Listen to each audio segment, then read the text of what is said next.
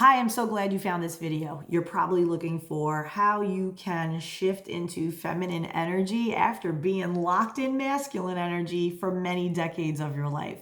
I'm Lisa, the Love Coach. I'm the founder of LoveQuest I was a former corporate girl who was super in her masculine energy, who was able to shift into feminine energy and have balanced energy, which is what we all want, right? That nice ease and flow, the ability to do in your business, but the ability to chill and receive too.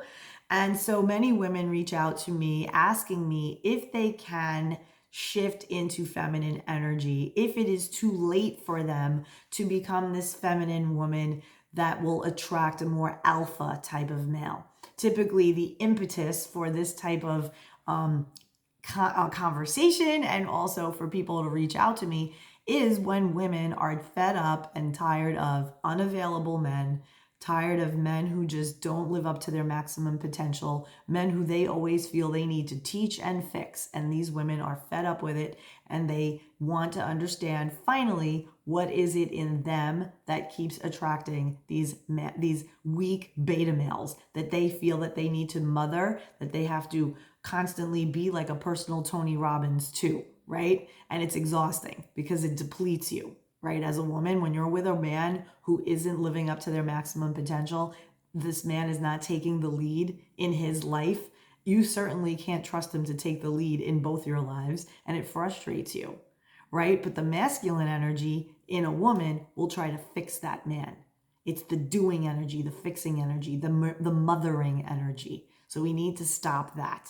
Okay, that's number one. If you are a fixer, if you are the type of woman who have had a history of attracting these men who are a bit lost and you're dating the potential, you see them as a kind, good-hearted guy, a loving, kind person, but they're not living up to their potential. Their mindset isn't where it needs to be for you to feel secure that you are with a fucking leader, a man, a badass who has a plan, who knows what he's doing for his life and can take you along with that. If that's not what you're finding, then this video is for you 100%. And my coaching is for you 100%. But we'll get more into that as we proceed through the video. So the answer to the question of can a woman 50 years old, right, 40 years old, make the switch into a feminine energy? The answer is completely and totally yes, but it requires you to do several things. And I'm going to list them out because it's what I did for myself so that I can finally become a balanced, healed, whole woman without any need to be in that masculine energy all the time. I managed to be energy balanced. And a lot of that had to do with one, healing my wounded inner child. If you still haven't done inner child work, you will remain in your masculine energy indefinitely. I'm straight up, this is what the thing is to get you out of masculine energy. It's learning how to heal your wounded inner child.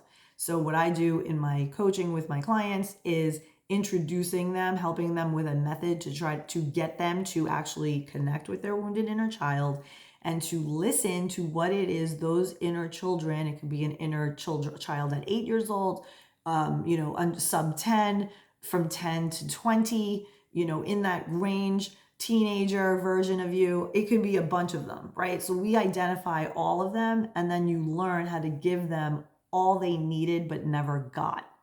Doing this regulates your nervous system. When you start to feel confident that you can give yourself what you need emotionally, you can regulate your emotions, you can tend to your needs, you start to feel ease and flow. You stop feeling so amped up all the time. So inner child reparenting, super important.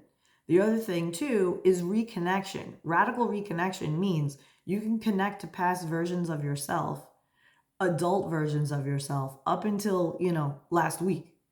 And you can sit them down, right? So it's like a separation. It's you, adult you, watching this video. And then there's a wounded version of you from the past who may have made a decision that didn't bode very well for them. And you ruminate about it or you talk shit to yourself about it. And you're hard on yourself about these decisions that you made in your life. And you sit with those past wounded versions of you. And instead of judging them, You show them compassion and love, and you make it clear that they didn't make a mistake. They were just making decisions based on what they knew at the time, and that you weren't connected to them. So you couldn't run interference. You couldn't say to them, hey, this is not the type of man we date. My love, I love you so much, but you're going to someone else for the things that you should be going to me. And I love you so much. And we're not to choose that man. That man is an alcoholic, or that man is broke as fuck and he has no ambition. And that man is not going to add anything to our life. And we're not here to fix anybody.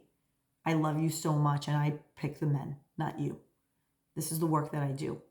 This is the work that needs to be done, because we are elevating as an entire collective on this planet. And so the more that you work on yourself, the more the elevation of the planet happens. And we're in this beautiful time where if you want to attract love, you have to become it. You have to love yourself more than anything, anyone.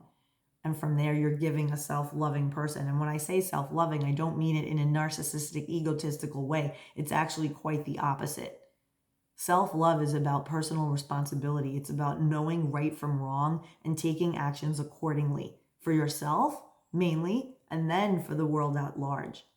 It's bringing a person who's ethical, moral, with high values out into the world. It's having self-discipline. It's being a stoic. Being able to regulate your emotions, to be with your emotions, to look and see what is the root of this emotion. Why do I feel this way? Where is this trigger, buzzword of the decade, actually coming from? And what do I need? What do I need that I'm looking for out there in other people or things?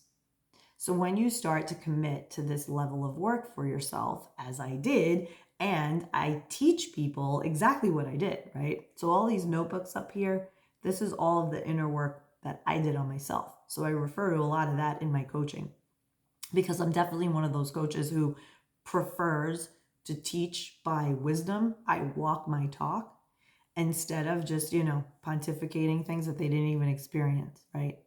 So I hope this helped you. If you are somebody who is interested in healing your wounded inner child so that you can step into feminine energy at any age, let's connect. You can reach me at LoveQuestCoaching.com, and there you will be able to get your free love life assessment.